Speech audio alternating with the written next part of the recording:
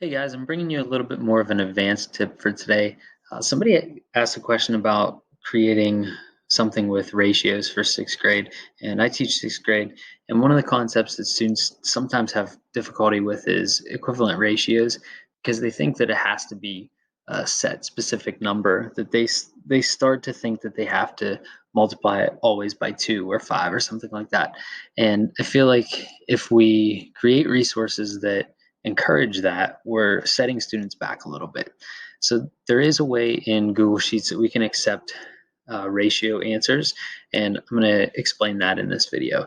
This can also be applied to finding equivalent fractions. So if you just want your students to have a holistic understanding of equivalent ratios and fractions, and you want them to be able to give any answer that is equivalent, this is a setup that would work for you.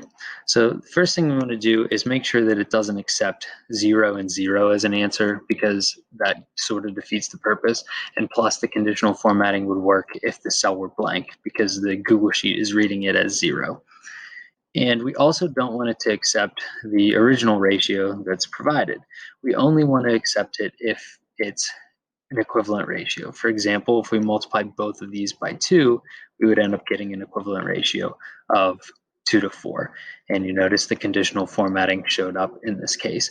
Or let's say a student comes up with the answer and they divide both of these numbers by 2 and they come up with half and 1. We still want that to show as a correct response because that is an equivalent ratio and the student is showing an understanding of that concept. All right, so let's type in another correct answer here. Here's another example. Let's say they multiply this one by,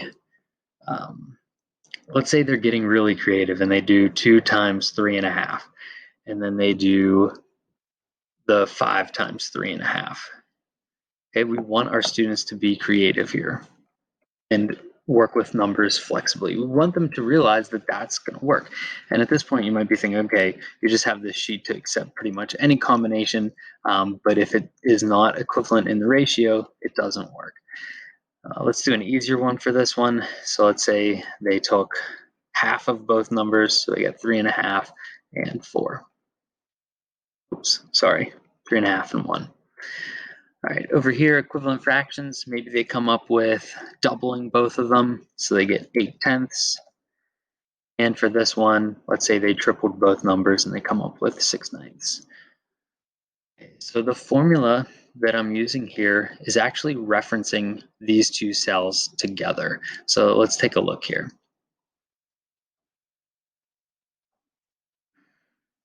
All right, so our conditional formatting here is a little bit long, so I'm going to actually copy it and then paste it in this cell so you guys can see it.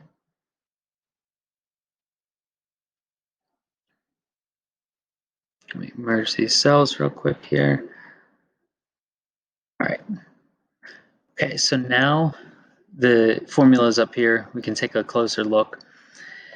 It's a rather long formula, but if you're okay with it accepting 0, 0, or sorry, if you're okay with it accepting the initial or original ratio, you can actually cut out this entire part, and the formula is pretty short. The formula here is an if formula, and then we have an and formula nested inside it. Basically what it's saying is, if this happens, I want this result to show. But we're asking it to do multiple things at once. The first thing we're asking it to look for is we want D5. So we're looking at D, cell D5.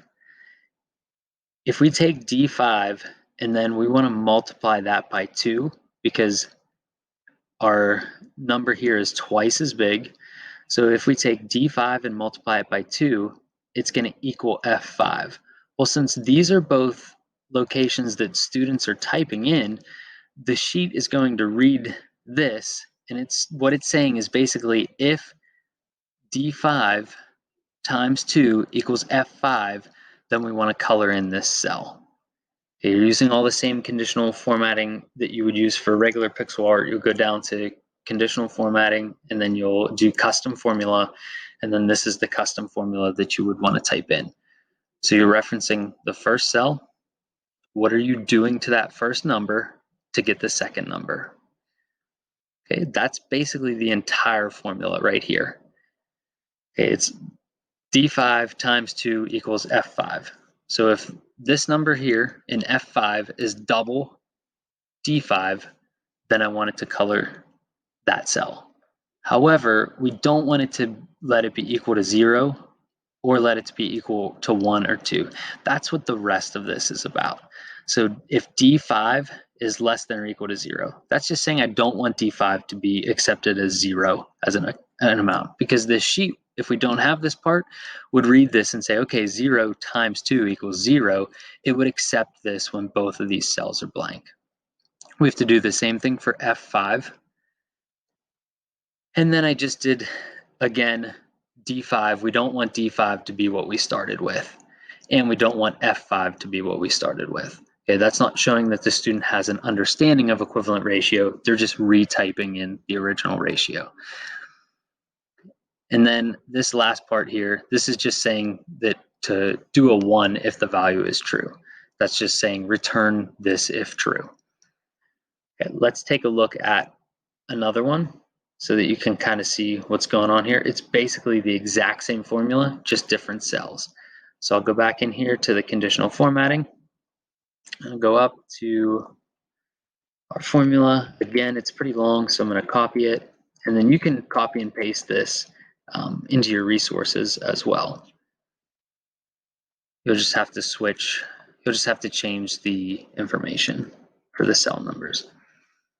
So now we're taking a look at D7 and F7. So in this case, 2 to 5, to get a 2 to turn into a 5, I would have to multiply it by 2.5.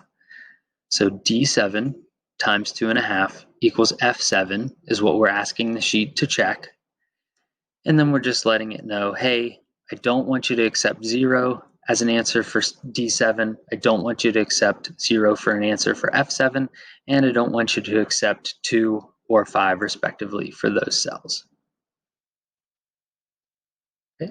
And that's basically it. I did the exact same thing here for the 2 cells here. The big difference would be, instead of it being in this formula, for example, D7 and F7, which D7 is here, F7 is here.